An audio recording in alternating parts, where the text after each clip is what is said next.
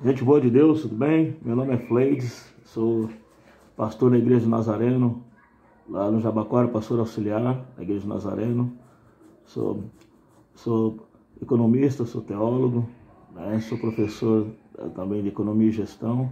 Esse aqui é o Matheus, adolescente, estudante do Fundamental 2, nono ano, e nós vamos trocar uma ideia de o que um adolescente tem que saber sobre a história e os fundamentos da Igreja Nazareno, que vai se confundir com a história e os fundamentos da Igreja Cristã, né? Então, é uma troca de ideia de um pastor para com um adolescente. Dá um oi, mano. Beleza, né? Então, nós vamos começar falando sobre a declaração histórica. Como base, né, nós vamos utilizar um livreto que é utilizado geralmente na classe dos novos nazarenos, mas a partir daqui, só para ter um entendimento tranquilo, né? Isso aqui vai ser só, né, por onde nós vamos trocar ideia, né? Então, você que é adolescente, é importante você saber, né, em que igreja você está. Por que você está na igreja? O que significa a fé cristã? A fé cristã, ela tem uma história, né? A igreja em que você está, que história essa igreja tem, de onde ela veio. É importante você saber, é importante você compreender. E a primeira coisa, é importante você saber a sua identidade, né? A sua identidade cristã. Identidade, ela vai demonstrar quem você é. Identidade vai demonstrar a sua história.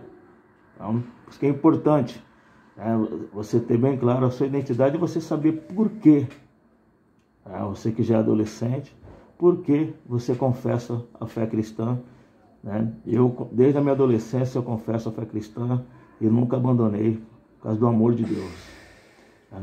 Então, a igreja, ela na questão histórica, ela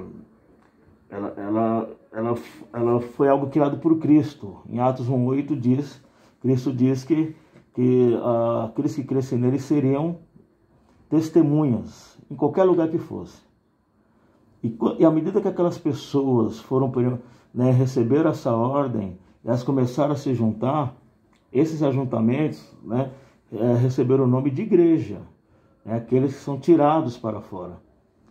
E a pregação de Jesus Cristo, ou seja, aquilo que Jesus Cristo nos ensinou, vai direto de encontro aos dramas de qualquer ser humano. E isso fez com que muita gente se convertesse na Judéia, se convertesse na Samaria, se convertesse em Jerusalém, e depois se convertesse em todo o Império Romano, né? Aquela época que Jesus Cristo foi crucificado, quem mandava no mundo era o Império Romano, né? E para vocês terem uma ideia, no espaço de 30 anos, a fé cristã estava pregada em todo o Império Romano. Porque muita gente se converteu, principalmente quem era escrava, principalmente quem era mulher, principalmente quem era criança, que eram as pessoas desprezadas da sociedade. Porque o Evangelho tem encontro com quem está desprezado, com quem é o necessitado, em tudo. E nesses primeiros 300 anos da igreja, é firmado os fundamentos da igreja. Fundamentos da fé, o fundamento da compreensão de quem é Cristo, né? E esses primeiros 300 anos é chamado a fase dos pais da igreja. Então tivemos pais fundadores, né, que são aqueles que eram entre os 12 apóstolos, incluindo o apóstolo Paulo também, mais alguns outros nomes. Tivemos os pais apologéticos, que eram aqueles nobres que se converteram à fé cristã, e por serem nobres eles tinham acesso, né, à nobreza. Então eles defendiam a fé cristã perante o império, perante o senado romano, perante os nobres, né, daquelas províncias que estavam ligadas ao Império Romano. Os pais polemistas, que eram aqueles que defendiam a fé cristã das heresias. Mas quando chega no ano 312 depois de Cristo, a igreja, a fé cristã que era perseguida, passa a ser a religião permitida e passa a ser a religião oficial do Império Romano, por causa do imperador Constantino. E esse imperador Constantino, como ele era o imperador é que mandava, ele falou assim, que então só existia uma igreja única cristã. Nessa igreja única cristã ele se declarou o primeiro papa. Ele se declarou o chefe da igreja, ainda não o primeiro papa, mas o chefe da igreja. Depois da morte de Constantino, é levantado um homem chamado Leão X. Esse Leão X, ele é eleito o chefe geral da igreja, chamado Papa. e aí você começa o que nós chamamos de Igreja Católica Apostólica Romana. Mas era que a igreja que tinha? Não, porque existiam as igrejas do Oriente, e as igrejas do Oriente era muito forte a igreja de Antioquia, né? E a igreja de Alexandria também, Alexandria onde é o Egito hoje, o Cairo, né? A cidade do Cairo era chamada de Alexandria por causa de Alexandre o Grande, né? E aí você tinha duas igrejas cristãs, a igreja cristã apostólica, a igreja apostólica católica romana, e você tinha a igreja ortodoxa. São duas, que é a igreja do Ocidente, a católica, a apostólica romana, e a do Oriente, ortodoxa. E assim foi, né? Pelos próximos 1000 anos. Mais importante é que nos primeiros 500 anos é onde estão os fundamentos da fé cristã. Então tiveram alguns encontros, esse encontro era chamado de concílio. Nesse concílio se definiu algumas coisas que nós cremos até hoje, algumas coisas que nós praticamos até hoje. Por exemplo, o batismo. O batismo não é para você ser salvo. O batismo é para você declarar que você está salvo. Sim. A ceia, né, Mateus? A ceia é um movimento de comunhão. Sim, inclusive é uma da questão que até antes mesmo dos 30 anos, aquela fé de comunhão, aquela fé de graça, aquela fé de você sempre se alegar, por exemplo, o pessoal tinha essa fé antes, né, de Constantino, como ele sempre tinha essa graça, mesmo estar sofrendo a situação, estarem felizes, uma questão que até hoje fica, né? Exatamente. Então, a Igreja Nazareno, nós vamos, na nossa declaração histórica, nós nos entendemos como uma continuidade dessa igreja, chamada igreja primitiva. Então, olha, identificamos-nos com a igreja histórica na pregação da palavra, na administração dos sacramentos. Sacramentos é a Santa Ceia, sacramentos é o batismo, né? É o partir do pão, é a questão das ofertas, tudo isso é chamado de sacramento. Então, na administração dos sacramentos, na manutenção, estou no segundo parágrafo, tá? Na manutenção do ministério de fé e prática apostólicos e nas disciplinas de um viés e serviço semelhante a Cristo. Ou seja, por que serviço? Porque a fé cristã é você ter um olhar para os necessitados, ter um olhar para quem é desprezado, ter um olhar para quem realmente precisa receber essa palavra, ter um olhar para quem está passando fome, não só fome da palavra, mas fome de comida, principalmente nessa pandemia. Então tudo isso faz parte, né, da fé cristã, e nós, da Igreja Nazarena, nós assumimos isso. Temos como abandonar essa parte. Tem como você pregar o evangelho se a pessoa não tem nem comida em casa. Exatamente. E agora, e também, né, agora sim, vocês sabem que do ano 312 depois de Cristo a 1517, né, no Ocidente tinha somente uma igreja, a Igreja Católica, que mandava, né, nas igrejas do Ocidente, e também tinha muita força no Oriente. Mas em 1517, na Alemanha, teve um movimento de reforma. Começa na Alemanha com Martinho Lutero, depois tem também na Suíça com Calvino e Zwinglio, tem também a reforma na Escócia com John Knox, e tem também a reforma na Inglaterra com o rei Henrique VIII. Então, na verdade, você passa a ter, olha, dentro do cristianismo, a Igreja Ortodoxa, passa a ter você tem a Igreja Católica, e aí, a partir de 1517, começa a ter a chamada Igreja dos Protestantes, Igreja Reformada. Por quê? Porque esses reformadores, eles queriam reformar a igreja. Como a igreja não podia ser reformada, ela não queria abrir mão, né, dos seus postulados, então é criada, né, uma terceira linha do cristianismo, chamado a linha dos protestantes, e aí as igrejas que foram criadas são chamadas igrejas reformadas, né? Então você tem a igreja anglicana na Inglaterra, a igreja luterana na Alemanha, a igreja presbiteriana, né, na Suíça e Países Baixos, que é a Holanda e Bélgica.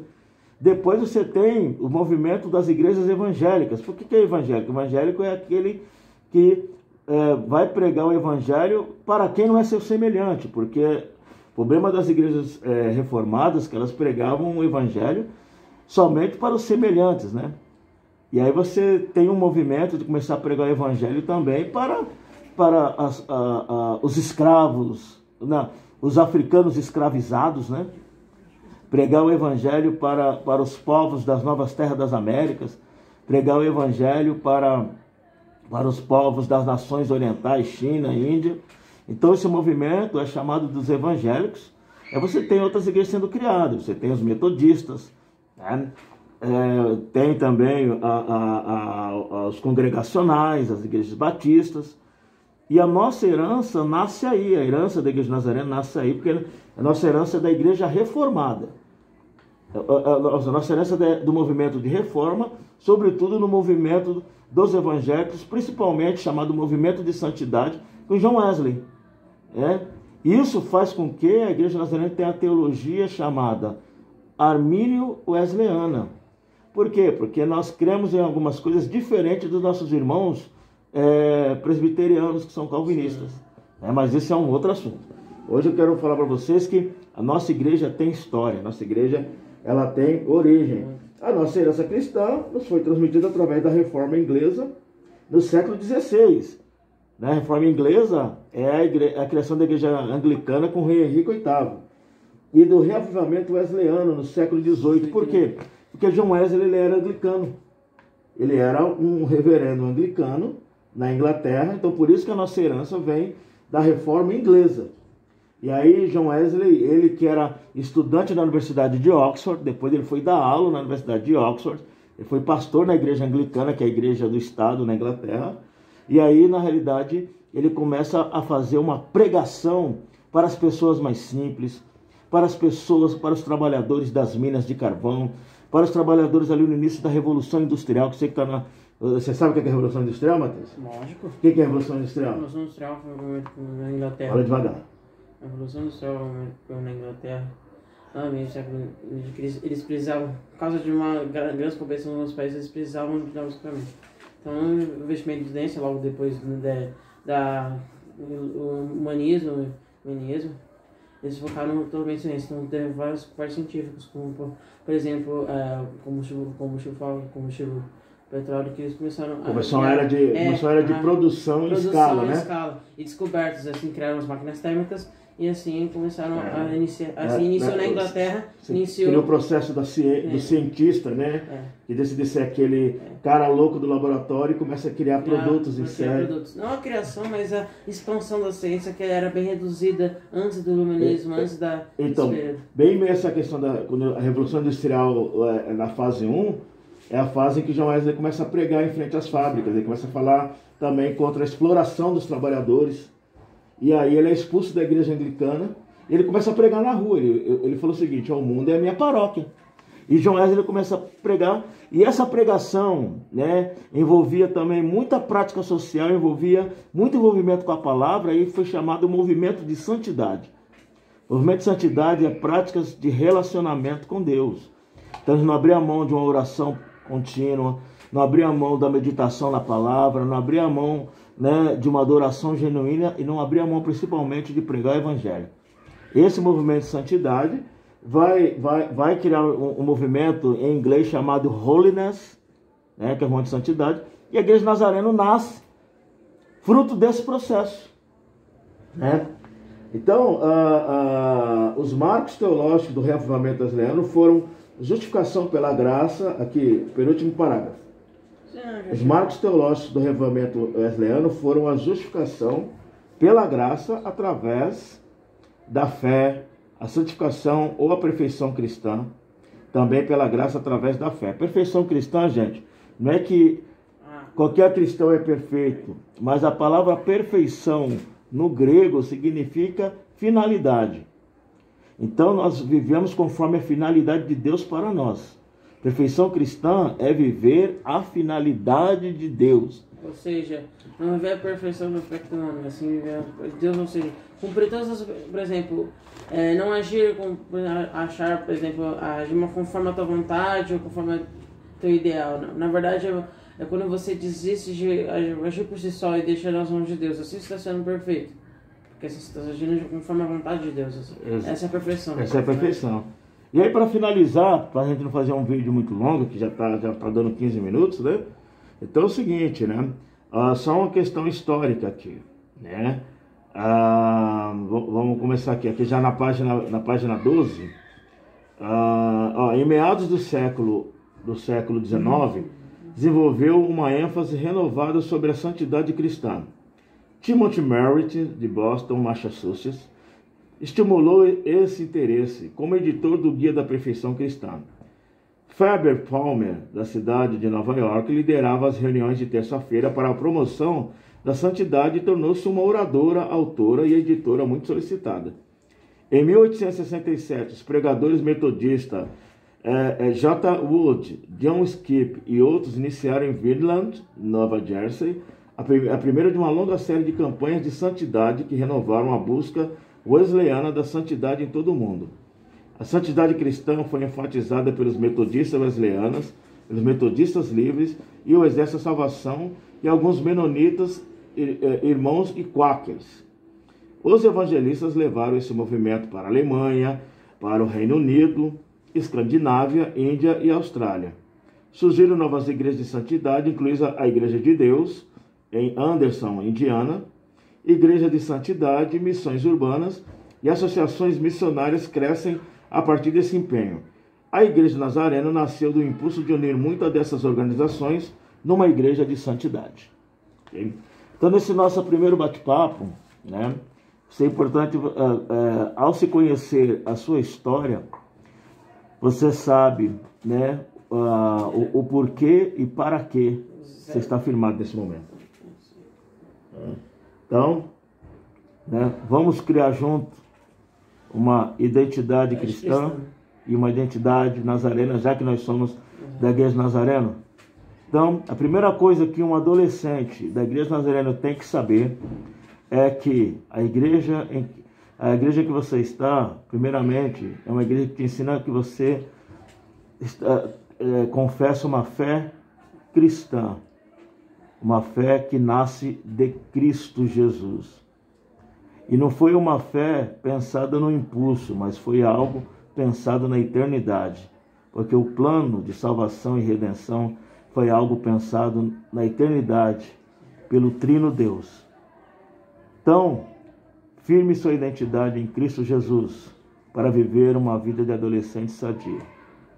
É isso aí. Fica com Deus, gente. Fica com Deus. Até a próxima. Deixa eu dar uma...